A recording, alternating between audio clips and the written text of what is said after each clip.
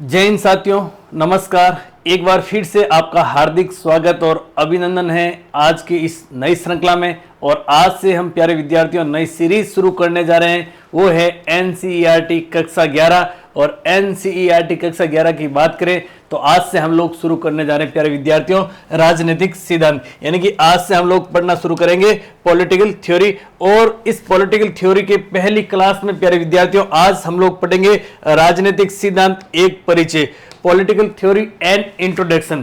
प्यारे विद्यार्थियों, आपको जो ये कक्षा 11 राजनीतिक सिद्धांत की जो पुस्तक सामने दिखाई दे रही है, इसी पुस्तक में से प्यारे विद्यार्थियों हम लोग पढ़ेंगे PYQ, MCQ और इनकी करेंगे हम लोग संपूर्ण 360 डिग्री व्याख्या, जिससे आप लोगों का संपूर्ण अध्याय का क्या हो जाएगा प्यारे साथियों, रिवीजन हो जाएगा, यानी कि संपूर्ण अध्याय का आपका हो जाएगा दोहराव। आप लोगों की जानकारी लिए बता दूं कि ये सेशन, ये श्रृंखला उन तमाम भर्ती परीक्षाओं की तैयारी करने वाले प्रतिभागियों के लिए रामबाण साबित होने वाली है।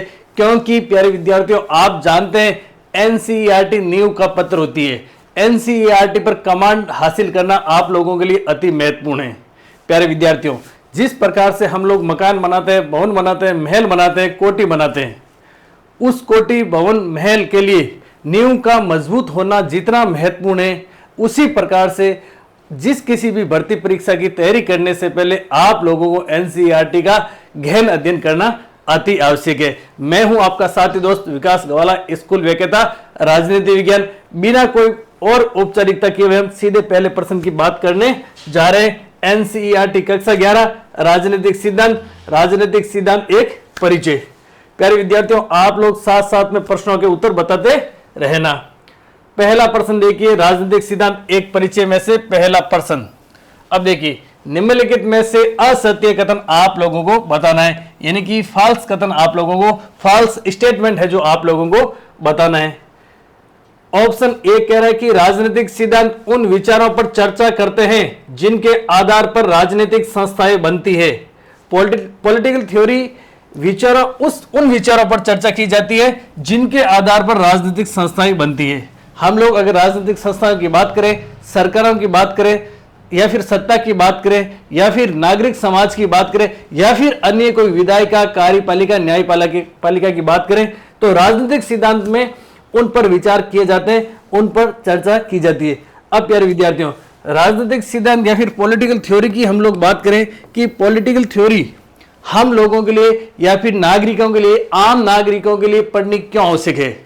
पॉलिटिकल थ्योरी की बात करें तो ये कोई भर्ती परीक्षा की तैयारी करने वाले विद्यार्थियों के लिए ही महत्वपूर्ण नहीं है। राजनीतिक सिद्धांत एक देश के सच्चे और सक्रिय और जागरूक नागरिक के लिए अति आवश्यक है। हम लोग बात करें नीति निर्माता जिनकी बात करें, राजनीतिज्ञ, या फिर मंत्री की बात करें, या फिर हम और बात करें पॉलिसी मेकिंग, या फिर हम लोग बात करें राजनीतिक संगठनों की, या फिर मीडिया समूह की, या फिर वकील हो, चाहे इंजीनियर हो, चाहे शिक्षक हो, चाहे विद्यार्थी हो, राजनीतिक संस्थाओं के बारे में राजनीतिक सिद्धांतों का गहन करना, अध्ययन करना अति आवश्यक है। नागरिक राजनीतिक सिद्धांत का अध्ययन क्यों करते हैं? क्योंकि प्यारे विद्यार्थियों, राजनीतिक सिद्धांत में नागरिकों को तर्क संगत ढंग से सोचने की, किसकी? तर्क संगत ढंग से सोचने व समझने की बुद्धि विकसित होती है। पहला कारण तो यह है, बुद्धि विकसित होती है।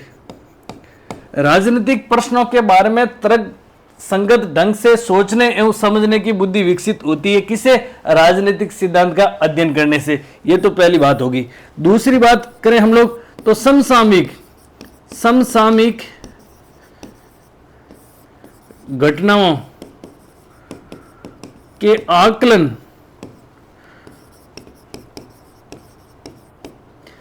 आकलन का प्रशिक्षण दिया जाता है। किसके अंदर? प्रशिक्षण दिया जाता आपके राजनीतिक सिद्धांतों। अब देखिए, राजनीतिक प्रश्नों के बारे में तर्क संगत ढंग से कब सोचेंगे हम लोग? जब हमारे पास में राजनीतिक सिद्धांत क्या है। जैसे हम लोग बात करें भारतीय संविधान की, या फिर बात करें प्रस्तावना की, स्वतंत्रता, समानता, न्याय, धर्मनिरपेक्षता, पद निरपेक्षता, ये क्या है? हमारे मूल्य और आदर्श है। अगर हम लोगों को इनके बारे में पता होगा, हम लोगों ने इनके ऊपर गहन अध्ययन करेंगे, तो हम लोग सोचेंगे तर्क संगत ढंग से कि राजनीतिक संस्थाएं या फिर सरकारें या फिर सत्ताएं आम नागरिकों के लिए लोक कल्याणकारी कार्य कर रही है या नहीं। जैसे कि आप लोग जानते हैं, भारतीय संविधान की प्रस्तावना की बात करें तो स्वतंत्रता का उल्लेख है, समानता का उल्लेख है, न्याय का उल्लेख है। लेकिन वर्तमान संदर्भ में हम देखें तो प्रत्येक नागरिक स्वतंत्रता तो अपने को 1947 में मिली, लेकिन हर तरह से प्रत्येक व्यक्ति स्वतंत्र है या नहीं? हर व्यक्ति, हर नागरिक प्रत्येक रूप से हर एक पहलू से समान है या नहीं? या फिर हर एक व्यक्ति को गांव ढाणी के अंतिम छोर पे बैठे व्यक्ति को न्याय मिल रहा है या नहीं मिल रहा है? हम लोगों को तर्क संगत ढंग से सोचने की आवश्यकता है, और वो हम कब सोच सकेंगे? जब हमें राजनीतिक सिद्धांतों के बारे में पता होगा। उसके बाद में समसामयिक घटनाओं की बात करें कि समसामयिक घटनाओं के आकलन के लिए भी राजनीतिक सिद्धांतों का अध्ययन करना आवश्यक है। यानी कि राजनीतिक सिद्धांतों का अध्ययन करते हैं तो हमें समसामयिक घटनाओं के बारे में सोचने के लिए भी प्रशिक्षण प्राप्त होता है। जैसे समकालीन की बात करें, जैसे वर्तमान में भारत और पाकिस्तान के मध्य कॉन्फ्लिक्ट चल रहा है, या फिर अन्य देशों के साथ में, या फिर विदेश नीति के मामले में, या फिर वर्तमान में सरकार के बारे में, सरकार जैसे कि कल्याणकारी कार्य कर रही है, देश विदेश पर, अंतर्राष्ट्रीय फलक पर एक भारत की अलग पहचान बन रही है, तो उसके पीछे कारण क्या है? हमारे को सोचने की आवश्यकता है। सोचने के लिए हम लोगों को राजनीतिक सिद्धांतों का अध्ययन करना अति आवश्यक है। जैसा कि आप लोगों ने सुना होगा, राजनीति विज्ञान का पिता किसे कहा जाता है? आप लोग उत्तर बताइए। अरस्तु की हम लोग बात करें ना, अरस्तु ने कहा था कि नागरिक वही है जो राजनीतिक क्रियाओं में सहभागिता लेता है। यानी आप लोगों को भी राजनीतिक क्रियाओं में सहभागिता लेने की आवश्यकता है, और सहभागिता तभी ले पाएंगे जब हम राजनीतिक सिद्धांतों के बारे में जागरूक होंगे। तो ये कथन तो आप लोगों को क्या हो जाएगा? सही हो जाएगा। सॉरी। आगे देखिए, राजनीतिक सिद्धांत राजनीतिक दलों के प्रदर्शन की भविष्यवाणी करते हैं। राजनीतिक दलों के प्रदर्शन की भविष्यवाणी राजनीतिक सिद्धांत नहीं करते हैं। सीधा सीधा आप लोगों को गलत हो जाएगा।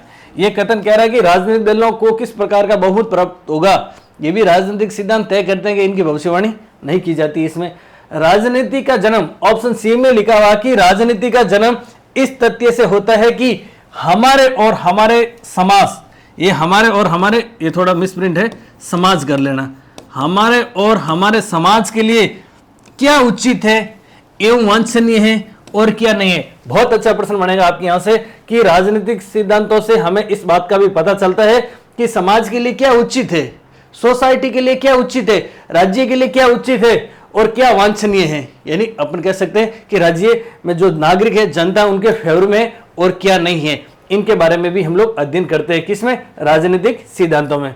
फिर ऑप्शन डी में लिखा होगा कि राजनीतिक सिद्धांत उन विचारों व नीतियां, देखना है, विचारों व नीतियों के व्यवस्थित रूप को प्रतिबिंबित करता है जिसे हमारे सामाजिक जीवन, सरकार और संविधान ने आकार ग्रहण किया। हम लोगों ने आप लोगों को पहले ही बता दिया कि सरकार और संविधान ने जिस प्रकार से आकार ग्रहण किया, संविधान में जिस प्रकार से भारतीय संविधान की प्रस्तावना में नागरिकों के लिए आदर्श और मूल्य निर्धारित किए गए हैं, उनको भी व्यवस्थित रूप से कौन करता है?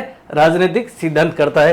तो इस प्रश्न में आपका सही उत्तर क्या हो जाएगा? बी में लिखा हुआ है कि राजनीतिक दलों के प्रदर्शन की भविष्यवाणी क्या राजनीतिक सिद्धांत करते हैं? तो प्यारे विद्यार्थियों, आप लोगों की जानकारी बता दूं कि ऐसा नहीं करते हैं। ठीक है प्यारे विद्यार्थियों, तो देखिए आप लोगों का यहां से कॉन्सेप्ट क्लियर हो रहा है। हम लोग अगर बात करें ग्रेड फर्स्ट या फिर असिस्टेंट प्रोफेसर या फिर हम लोग बात करें नेट जेआरएफ की, पूरी एक यूनिट है पॉलिटिकल थ्योरी की, और पॉलिटिकल थ्योरी की वो यूनिट पढ़ने से पहले आप लोगों का यहां से कॉन्सेप्ट क्लियर होना अति आवश्यक है। यहां से कॉन्सेप्ट क्लियर होगा, समझ विकसित होगी, तभी आप अगली सीढ़ी पर चढ़ पाएंगे। देखिए प्यारे विद्यार्थियों, आप लोगों की जानकारी लिए बता दूं कि जून 2025 में स्कूल लेक्चरर भर्ती परीक्षा है, और हम लोगों ने राजनीति विज्ञान विषय से तैयारी करने वाले, राजनीति विज्ञान विषय से भावी स्कूल लेक्चरर बनने वाले प्रतिभागियों के लिए एक टेस्ट सीरीज चली थी 1.0। 1.0 विद्यार्थियों में अति लोकप्रिय रही। उसी को ध्यान में रखते हुए, छात्र हित को ध्यान में रखते हुए हम लोगों ने ग्रीन पेन वाली टेस्ट सीरीज 2.0 भी लॉन्च कर दी है। ये टेस्ट प्यारे विद्यार्थियों यूनिट वाइज रहेगी। कैसे? यूनिट वाइज रहेगी। जैसे कि हम लोग बात करें स्कूल वैकेदा भर्ती परीक्षा की, तो बड़ी बड़ी 6 यूनिट है सेकंड पेपर के अंदर। कितनी है? 6 यूनिट है। तो प्रति यूनिट के प्यारे विद्यार्थियों आप लोगों के सामने 100 अति महत्वपूर्ण प्रश्न प्रस्तुत किए जाएंगे टेस्ट के रूप में, और उन प्रश्नों का आप लोगों के लिए व्याख्यात्मक वीडियो सॉल्यूशन पिछली टेस्ट सीरीज जो कि 2.0 से पहले वाली 1.0 में हम लोगों ने व्याख्यात्मक हल दिया था प्यारे विद्यार्थियों पीडीएफ के माध्यम से। किसके माध्यम से दिया था? पीडीएफ के माध्यम से। इस बार पीडीएफ प्लस वीडियो सॉल्यूशन आप लोगों को मिलेगा 6 यूनिट का। उसके बाद में आपके 2 होंगे परीक्षा से पहले परीक्षा यानी कि फुल टेस्ट, इसका भी मिलेगा आपको व्याख्यात्मक वीडियो सॉल्यूशन। तो देर किस बात की, आप भी चाहते हैं इसी भर्ती परीक्षा में सरकारी स्कूल व्याख्याता बनना राजनीति विज्ञान से, तो इस क्वालिटी ओरिएंटेड टेस्ट सीरीज को आप लोगों को ज्वाइन करना चाहिए। अधिक जानकारी के लिए आप दिए हुए मोबाइल नंबर पर संपर्क कर सकते हैं। आगे चलते हैं प्यारे विद्यार्थियों, अगला कथन देखिए, अगला प्रश्न देखिए। राजनीतिक सिद्धांत एक परिचय में से अगला प्रश्न है कि निम्नलिखित में राजनीति के संबंध में कौन सा कथन उपयुक्त है? 4 कथन दे रखे हैं, उपयुक्त कथन को आप लोगों को बताना है राजनीति के संबंध में। कथन ए है कि राजनीति एक अवांछनीय गतिविधि है। अवांछनीय गतिविधि नहीं है। हम लोगों ने थोड़े समय पहले पढ़ा था कि राजनीति एक वांछनीय गतिविधि है। क्या है? वांछनीय गतिविधि है। तो ये तो आपका सीधा सीधा गलत हो जाएगा। ऑप्शन बी में लिखा हुआ कि राजनीति वही है जो राजनेता करते हैं। अब देखिए उपयुक्त कथन बताना है, यहां पे आपके थोड़ा सा नजदीकी मामला है। राजनीति वही है जो राजनेता करते हैं, क्या यह बात सही है? आप लोगों को लग रहा है कि राजनीति वही है जो आमतौर पर सामान्य तौर पर राजनेता करते हैं, वो नहीं है। यह कथन भी आप लोगों को क्या हो जाएगा, ज्यादा ढंग से उपयुक्त नहीं रहेगा। राजनीति दांव पेच कुचक्र और घोटालों से संबंधित होती है। अब देखिए एक बार फिर से आप लोगों के सामने नजदीकी मामला है, क्या राजनीति दांव पेच कुचक्र और घोटालों से संबंधित है? बताइए। यह कथन भी आप लोगों को क्या हो जाएगा, आपको लग रहा है कि यह सही है, फूट रहा है, लेकिन यह भी आपका क्या है, गलत है। राजनीति की बात करें, असली राजनीति की बात करें ना, तो दांव पेच कुचक्र और घोटालों से संबंधित नहीं है। कई बार अनफॉर्चुनेटली दांव पेच घोटाले कुचक्र हो जाते हैं, वो अलग बात है, लेकिन असली राजनीति के अंदर ऐसा नहीं होता। राजनीति का तात्पर्य हम लोगों ने पहले पढ़ा पॉलिटिक्स। पॉलिटिक्स का मतलब क्या होता है बताइए? ये नहीं होता है ना। राजनीति सामाजिक विकास के उद्देश्य से जनता की परस्पर वार्ता व सामूहिक गतिविधि में भाग लेने की स्थिति है। आप लोगों का उत्तर सही हो जाएगा डी। राजनीति सामाजिक विकास के उद्देश्य से जनता की परस्पर वार्ता। देखिए सामाजिक विकास, समाज का सर्वांगीण विकास, सामाजिक आर्थिक राजनीतिक और सांस्कृतिक रूप से सामाजिक विकास किस प्रकार से हो, इस उद्देश्य से जनता की परस्पर वार्ता। देखिए जनता की क्या होती है, परस्पर वार्ता और सामूहिक गतिविधि में भाग लेने की क्या है, स्थिति है। अब आप लोगों के मन में आ रहा सर हम तो राजनीति में सामूहिक रूप से भाग नहीं लेते हैं। तो प्यारे विद्यार्थियों, राजनीति में सामूहिक रूप से भाग लेने का मतलब यह नहीं है कि आप लोग कहीं से एमएलए एमपी के उम्मीदवार बनेंगे, प्रधान जिला प्रमुख, जिला परिषद या फिर पंचायत समिति या फिर सरपंच का चुनाव लड़ेंगे, तब भी आप कोई सीधे रूप से राजनीति में भाग नहीं लेंगे। राजनीति में प्रत्यक्ष और अप्रत्यक्ष रूप से भी आप सहभागिता निभा सकते हैं। जैसे कि आप लोगों की जानकारी लिए बता दूं कि नीति निर्माण का काम किसका होता है, पॉलिसी मेकिंग का काम किसका होता है, या फिर हम लोग बात करें कानून निर्माण का काम किसका होता है, तो सबसे महत्वपूर्ण भागीदारी होती है इसमें विधायिका की। किसकी होती है? विधायिका की। विधायिका कानून का निर्माण करती है, ठीक है। अब देखिए कानूनों को लागू करने की बात करें तो कार्यपालिका करती है, और कानूनों की व्याख्या है जो आपके न्यायपालिका करती है।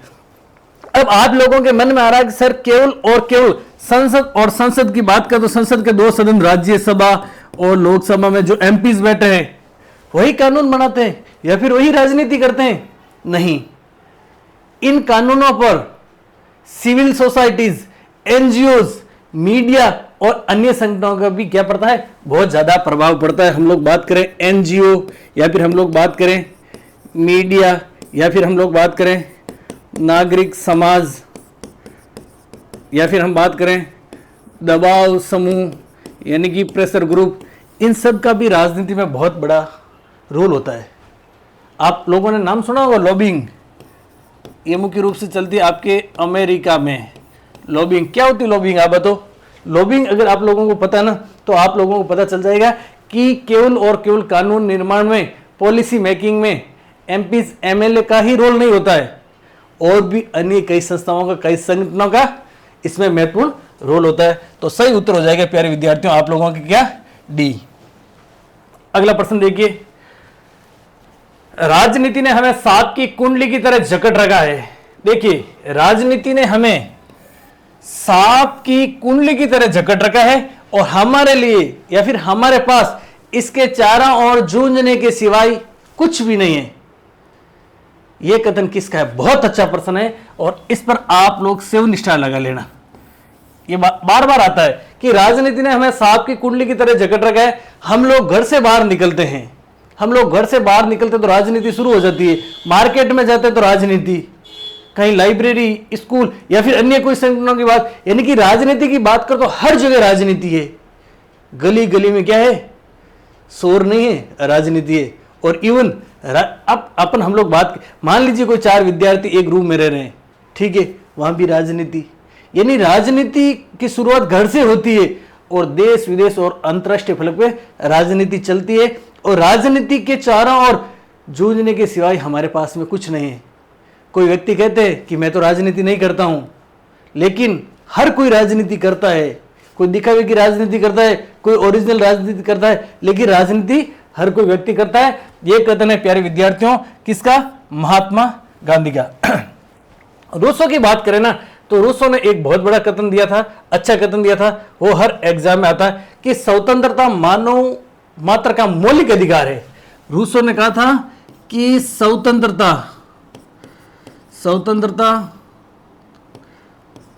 मानव मात्र का मौलिक अधिकार है, मौलिक अधिकार है। इस कथन को आप रट लेना, ठीक है प्यारे विद्यार्थियों। अब देखिए, कार्ल मार्क्स की बात करें ना, तो कार्ल मार्क्स ने भी एक बहुत शानदार कथन कहा था। देखिए, स्वतंत्रता और समानता की बात करें तो यह एक राजनीतिक सिद्धांत के आदर्श और मूल्य है। कार्ल मार्क्स ने भाई साहब क्या कहा था? कार्ल मार्क्स ने कहा था कि समानता भी उतनी ही निर्णायक है जितनी स्वतंत्रता। समानता भी उतनी ही निर्णायक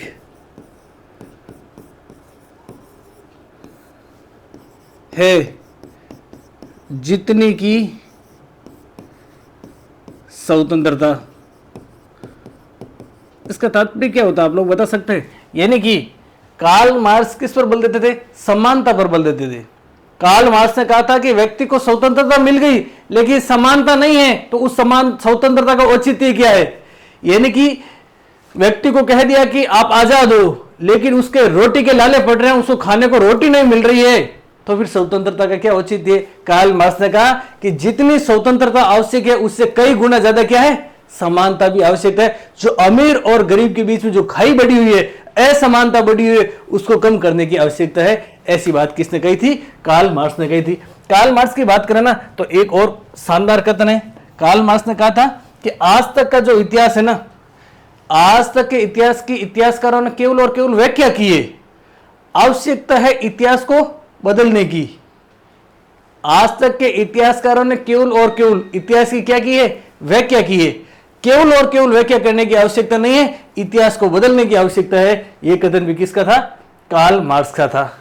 अरस्तु की बात करें ना, अरस्तु का बहुत शानदार एक कथन है, हर एक एग्जाम को छोड़कर दूसरे एग्जाम में आता है। अरस्तु ने कहा कि मनुष्य एक राजनीतिक प्राणी है। मनुष्य एक राजनीतिक प्राणी मनुष्य क्या है? एक राजनीतिक प्राणी है। वह समाज या राज्य में रहता है। और कोई मनुष्य कहता है कि मैं समाज या राज्य में नहीं रहता हूं, तो फिर वो मनुष्य है, पशु या देवता है? नहीं तो क्या है? पशु या देवता है। मनुष्य एक राजनीतिक या फिर सामाजिक प्राणी है। वह समाज राज्य में रहता है। अगर वो कहता है कि मैं समाज और राज्य में नहीं रहता हूं, तो फिर वो मनुष्य नहीं क्या है? या तो पशु है या फिर देवता है। इस प्रश्न का उत्तर तो आपके हो जाएगा सी। लेकिन प्यारे विद्यार्थियों, आप लोग ध्यान रखना ये जो मैंने चारों के चारों कथन दे रखे ना, चारों के चारों कथन 7 स्टार लगा लेना, वेरी वेरी इंपॉर्टेंट है। अगला प्रश्न देखिए, राजनीतिक सिद्धांत की जड़ें निहित है। इजी सा प्रश्न, एक लाइन का उत्तर आपके मानव अस्मिता के पहलुओं में, मानव अस्मिता के पहलुओं में। और मानव अस्मिता के पहलुओं की बात करें ना, मानव अस्मिता के पहलू, और पहलू कितने, तो ध्यान रखना प्यारे विद्यार्थियों, कितने, 2। पहले पहलू की बात करें ना तो मनुष्य विवेकशील प्राणी है, मनुष्य विवेकशील प्राणी है और वह विवेक का प्रयोग करता है, और वह विवेक का प्रयोग करता है। दूसरे पहलू की हम लोग अगर बात करें ना, भाषा व संवाद की योग्यता, मनुष्य के अंदर भाषा व संवाद की क्या पाई जाती, योग्यता पाई जाती। अब देखिए, मानव अस्मिता के 2 पहलुओं, मैंने आपको पहला पहलू बताया कि मनुष्य विवेकशील प्राणी है। प्यारे विद्यार्थियों, मनुष्य विवेकशील प्राणी है और वह विवेक का प्रयोग करता है। अब विवेकशील प्राणी कैसे है, देखिए सभी मनुष्य विवेकशील प्राणी है। हम लोग बात करें ग्रेड फर्स्ट के अभ्यर्थियों की, आप तो बहुत ज्यादा विवेकशील है, क्योंकि आप सीधे क्या बनने जा रहे हैं, राजपत्रित अधिकारी बनने जा रहे हैं। आपको मोहर मिलेगी, आपको ग्रीन पेन मिलेगा। अब देखिए, अगर आप विवेकशील प्राणी नहीं होते तो फिर आप इस क्लास को थोड़ी देखते थे, इस क्लास को नोट डाउन थोड़ी करते थे, इस क्लास पर कमेंट थोड़ी करते थे। पिछली एनसीईआरटी की सीरीज करवाई थी, मैंने अंतिम अध्याय में बोला था कि अगर आप लोगों के लिए क्लास हेल्पफुल है, ये सीरीज हेल्पफुल है, तो आप कमेंट करके बताना। अगर आप विवेकशील नहीं होते तो कमेंट करके थोड़ी बताते। और प्यारे विद्यार्थियों, अगर आप लोग विवेकशील नहीं होते तो अभी बैठ के पढ़ थोड़ी रहते। विवेकशील तो है ना आप, क्योंकि आप लोगों को पता है कि महीने भर बाद में एग्जाम है और हमें स्कूल वैकेटर बनना है। मनुष्य विवेकशील प्राणी है और वह विवेक का प्रयोग करता है, ठीक है। और मनुष्य में भाषा व संवाद की क्या पाई जाती है, योग्यता पाई जाती है। यह है मानव अस्मिता के 2 महत्वपूर्ण पहलू। आपके एग्जाम के पॉइंट ऑफ व्यू से वेरी वेरी क्या है, इंपॉर्टेंट। इस पर भी आप लगा देना 7 स्टार। आ सकता है कि निम्न में से कौन सा मानव अस्मिता का पहलू है, 2 ये दे देंगे और एक दूसरा दे देंगे, फिर कहेंगे एक और बी दोनों, या खाली ए या खाली बी। तो इनको आपको अच्छे से नोट डाउन कर लेना। अगला प्रश्न देखिए, महात्मा गांधी की पुस्तक का नाम है, महात्मा गांधी की पुस्तक का नाम है, सीधा सा हल्का सा काजू बादाम वाला प्रश्न है, हिंद स्वराज। महात्मा गांधी की पुस्तक का क्या नाम है, हिंद स्वराज। अब देखिए, हम लोग करेंगे हिंद स्वराज, और हिंद स्वराज का पूरा 360 डिग्री एनालिसिस। हिंद स्वराज की बात करें ना तो हिंद स्वराज और हिंद स्वराज पुस्तक किसके द्वारा लिखी गई, गांधी जी के द्वारा। कब लिखी गई, 1909 में लिखी गई। 1909 में हम लोग बात करें लंदन और लंदन से गांधी जी आ रहे थे आपके दक्षिणी अफ्रीका। दक्षिण अफ्रीका आते समय बैठे थे जहाज में। उस जहाज का नाम आप लोगों को कमेंट बॉक्स में कमेंट करके बताना है। और उस जहाज में बैठे बैठे ये पुस्तक लिखी थी प्यारे विद्यार्थियों, आपके हिंद स्वराज। अब हिंद स्वराज पुस्तक की बात करें तो ये पुस्तकें मूलतः किस भाषा में, तो ध्यान रखना गुजराती भाषा, गुजराती भाषा में। लेकिन इस पुस्तक का अंग्रेजी और अंग्रेजी में भी किया गया अनुवाद, और ये अंग्रेजी में अनुवाद किसने किया, गांधी जी ने खुद ने ही किया था। अब हम लोग बात करें हिंद स्वराज की महत्वपूर्ण बात क्या है, तो हिंद स्वराज में गांधी जी ने कहा था कि स्वराज आपकी मुट्ठी में है। क्या कहा था, स्वराज और स्वराज आपकी मुट्ठी में है। कहाँ है, आपकी मुट्ठी में। एक बार मुट्ठी को खोल के देख लो, स्वराज है कि नहीं है, मुट्ठी में है, ठीक है। ये बात कही थी। हिंद स्वराज की बात करना तो ये पुस्तक किससे संबंधित थी। अब आप लोगों को मन में आ रहा कि सर ये पुस्तक स्वराज यानी आजादी से संबंधित थी, कि देश को आजाद करवाने की आवश्यकता है या फिर देश जल्दी से जल्दी आजाद हो। हिंद स्वराज आजादी से संबंधित पुस्तक नहीं थी। हिंद स्वराज की बात करें ना तो ये हिंसक राष्ट्रवादी योद्धा का प्रति उत्तर में लिखी गई। हिंसक राष्ट्रवादी योद्धा संवाद कर रहा, किससे, संवाद कर रहा है गांधी जी से, इसके प्रत्युत्तर में लिखी गई। और ध्यान रखना ये किस शैली में लिखी गई, तो संवाद या फिर डायलॉग शैली में लिखी गई पुस्तक, जिसका नाम था हिंद स्वराज। इस हिंद स्वराज पुस्तक में गांधी जी ने कहा था कि ब्रिटिश सभ्यता है जो आधुनिक सभ्यता, पाश्चात्य संस्कृति है या फिर पाश्चात्य सभ्यता है, ये बात भी कही थी। और इस पुस्तक में गांधी जी ने वृत्त उद्योगों, मशीनीकरण, वर्ग उद्योग, मशीनीकरण और साम्राज्यवाद, इसकी की थी आपकी क्या आलोचना, क्या की थी आलोचना। और गांधी जी ने कहा कि स्वराज का मतलब अपने ऊपर राज है। सौ का तात्पर्य खुद या फिर समय पर राज करना है, समय पर राज। और ये समय पर राज किस प्रकार से होगा, गांधी जी ने कहा अहिंसा और सत्याग्रह के माध्यम से। इसी पुस्तक में गांधी जी ने ब्रिटिश संसद को बताया था मांझ या वेश्या। इसी पुस्तक में गांधी जी ने ब्रिटिश संसद को क्या बताया था, इसको बताया था बांझ या फिर वेश्या।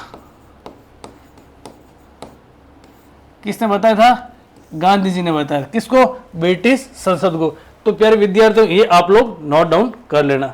महात्मा गांधी की पुस्तक का क्या नाम था, हिंद स्वराज। कब लिखी गई, 1909 में।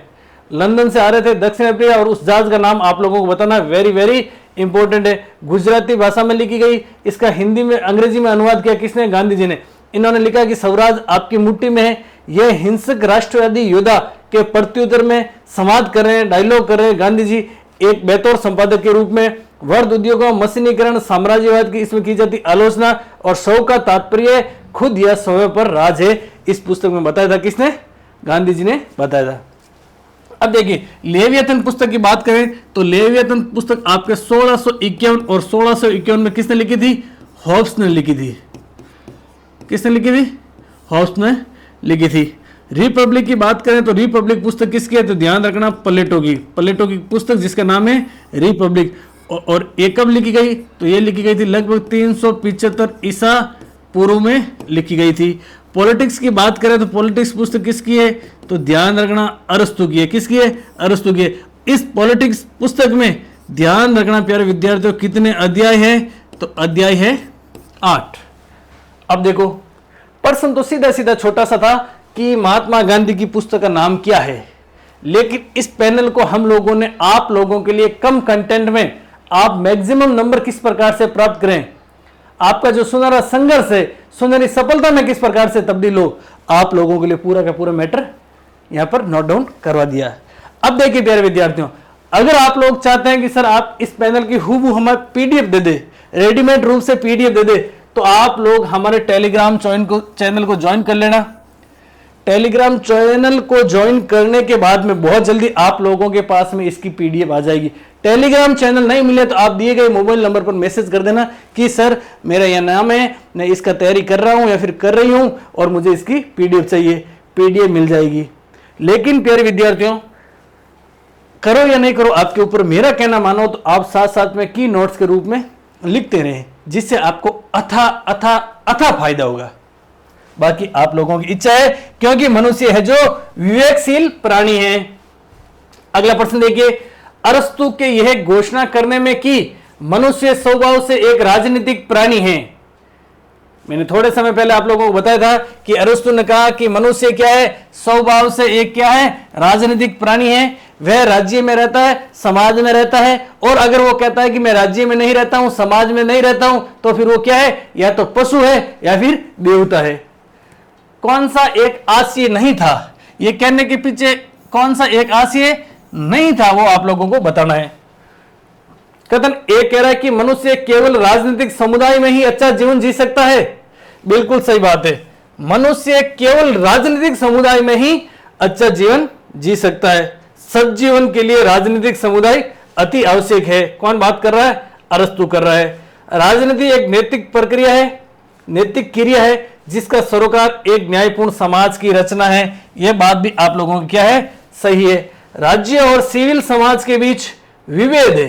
देखिए, राज्य और सिविल समाज, यहां बात हो रही है सिविल सोसाइटी की, के बीच में विभेद है, विभेद नहीं है, डिफरेंस नहीं है। राज्य और सिविल समाज एक दूसरे से कोरिलेटेड है, यानी कि कनेक्टेड है, अलग अलग नहीं हो सकते हैं, विभेद नहीं हो सकता है, यह आशय इनका नहीं था। आगे देखिए, राजनीति एक श्रेष्ठ विज्ञान है जो अनिवार्यतः एक अच्छे की रचना का प्रयास है। बिल्कुल, राजनीति को मास्टर साइंस भी कहा जाता है और अस्तु को राजनीति विज्ञान का क्या कहा जाता है, पिता कहा जाता है। इसमें आपके कथन कौन सा सही हो जाएगा, सी कथन जो प्यारे विद्यार्थियों आप लोगों का सही हो जाएगा।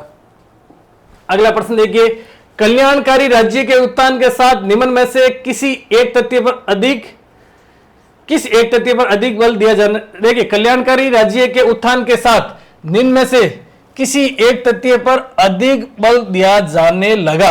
यानी कल्याणकारी राज्य, वेलफेयर स्टेट की बात करें ना, तो कौन से एक तथ्य पर अधिक बल दिया जाने लगा। भारत है जो विश्व का सबसे बड़ा लोकतांत्रिक देश है और भारत सरकार जनता के लिए, नागरिकों के लिए समय समय पर अनेक योजनाओं के तहत कल्याणकारी योजनाएं चलाती है। आप लोग जानते हैं भारत, और भारत में गर्भ से लेकर के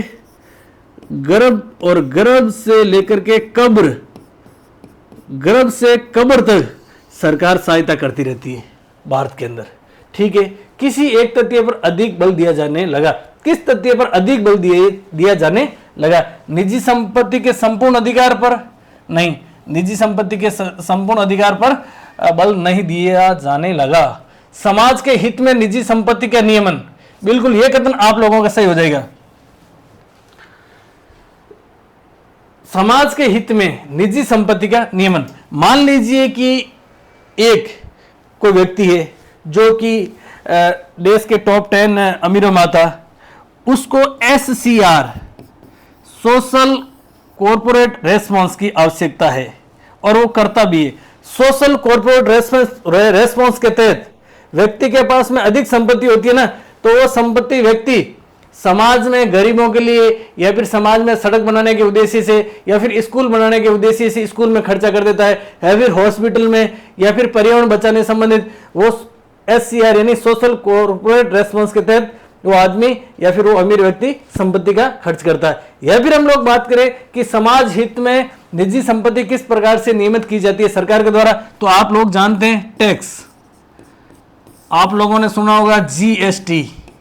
ठीक है, टैक्स और GST के माध्यम से जो अधिक व्यक्ति कमाते हैं, जिनकी सैलरी अधिक है, उनसे वापस से टैक्स के रूप में कुछ सैलरी का हिस्सा वापस से कौन लेती है, सरकार लेती है। और वो हिस्सा, वो टैक्स के रूप में जो हिस्सा या रुपए लिए जाते हैं, उन रुपयों को गरीबों के सहायतार्थ योजना में खर्च किए जाते हैं। अब कैसे और अच्छे से समझ लीजिए। मान लो अभी तक आपको नहीं पता है तो आप बहुत जल्दी स्कूल वेकेटर बन जाएंगे, स्कूल लेक्चरर बन जाएंगे। 8वां वेतन आयोग लागू होने वाला है। आपकी सैलरी की बात करें ना, 2 साल प्रोबेशन पीरियड होने के बाद में आपकी सैलरी होगी लगभग 1 लाख से ज्यादा। कितनी होगी? 1 लाख से ज्यादा। 1 लाख से ज्यादा होगी तो 12 महीने के आपको मिलेंगे 12 लाख। और भी आप लोगों को और भी तो कमाते होंगे ना पैसे साइड से, तो फिर आप लोगों को देना पड़ेगा क्या? टैक्स देना। क्या नहीं देंगे तो सरकार ले लेगी ऑटोमेटिक। वो टैक्स फिर कहां पर? गरीबों के लिए, कल्याणकारी योजना के लिए, या फिर हम कह सकते हैं समाज हित में नियमन होगा उन पैसे का। ठीक है, इससे क्या होता है कि जो अपन कह सकते हैं उपाश्रित वर्ग है, या फिर BPL वर्ग में है, या फिर और कई ऐसे पिछड़े जो कि सामाजिक रूप से, आर्थिक रूप से हर तरह से पिछड़े हुए हैं, उनके लिए सरकार समय समय पर योजनाएं चलाती है। या फिर हम लोग बात करें गर्भ से कब्र की, तो आप लोग जानते हैं सरकार इतनी सहायता करती है कि बच्चे के जन्म से पहले उस महिला यानी होने वाला बच्चा, उस मम्मी को, उस माता को आंगनबाड़ी में पोषाहार की सहायता उपलब्ध करवाती है सरकार। उसके बाद में मान लीजिए कि हम लोगों ने पहले भी आप लोगों को क्लास में बताया था कि आपके आसपास के क्षेत्र में कोई खाना बदोश या फिर ऐसा व्यक्ति जिसके आगे पीछे कोई हो नहीं, उसकी मृत्यु हो जाती है, तो प्रशासनिक मशीनरीज का ये दायित्व बनता है कि उसका अंतिम संस्कार करवाने में भी महत्वपूर्ण भूमिका निभाए। तो ये भारत एक क्या है, कल्याणकारी राज्य है और इसमें समाज के हित में निजी संपत्ति का क्या होता रहता है, समय समय पर नियमन होता रहता है। ठीक है प्यारे विद्यार्थियों, आगे एक कथन लिखे, निजी संपत्ति के अधिकार की समाप्ति और संपत्ति का समान बंटवारा। संपत्ति का समान बंटवारा तो कैसे करेंगे? मान लीजिए आप फर्स्ट ग्रेड बन जाएंगे और किसी के पास बिल्कुल भी पैसे नहीं है, तो आप ऐसे थोड़ी कहेंगे ले भाई थोड़ी दिन का मैं आपको दे देता हूँ, ऐसा आप कभी नहीं करेंगे। करेंगे कभी? मुझे नहीं लगता करेंगे। प्रथम व्यवस्थित भारतीय राजनीतिक सिद्धांत किस में पाया जाता है? बहुत अच्छा प्रश्न है। प्रथम व्यवस्थित भारतीय राजनीतिक सिद्धांत किस में पाया जाता है? रिपब्लिक में पाया जाता है, या फिर अर्थशास्त्र पाया जाता है, या फिर शुक्र की नीति, या फिर भगवत गीता में? सही उत्तर हो जाएगा प्यारे साथियों, अर्थशास्त्र। प्रथम व्यवस्थित राजनीतिक सिद्धांत भारतीय की बात करें तो किस में मिलता है? अर्थशास्त्र में। किस में मिलता है? अर्थशास्त्र में मिलता है। अर्थशास्त्र की बात करें, अर्थशास्त्र के लेखक कौन है? तो ध्यान रखना कौन है? कौटिल्य। कौन है? कौटिल्य। कौटिल्य का ही नाम था आपके विष्णुगुप्त। क्या नाम था? विष्णुगुप्त। कौटिल्य को ही कहा जाता है भारत का मैकियावली। क्या कहा जाता है? भारत का मैकियावली। कौटिल्य किस प्रकार का विद्वान था? तो ध्यान रखना प्यारे विद्यार्थियों, यथार्थवादी। क्या था? यथार्थवादी था। आप लोगों को कमेंट करके बताना है कि अर्थशास्त्र और अर्थशास्त्र किस पे लिखी हुई पुस्तक थी। फटाफट से आप लोगों को कमेंट करके बताना है। अर्थशास्त्र है जो, अर्थशास्त्र का मुख्य बिंदु क्या था? अर्थशास्त्र किस पर लिखी गई पुस्तक थी? रिपब्लिक की बात करें, रिपब्लिक पुस्तक किसकी है? तो ध्यान रखना प्लेटो की। किसकी है? रिपब्लिक पुस्तक किसकी है? प्लेटो की है। ठीक है, अगला प्रश्न देखिए, राजनीतिक पदाधिकारियों की दृष्टि में राजनीति क्या है? राजनीतिक पदाधिकारियों की दृष्टि में, राजनीतिक पदाधिकारियों की बात करें तो एमपी, एमएलएज, या फिर हम लोग बात करें मंत्री वगैरह, इनके अकॉर्डिंग राजनीति क्या है?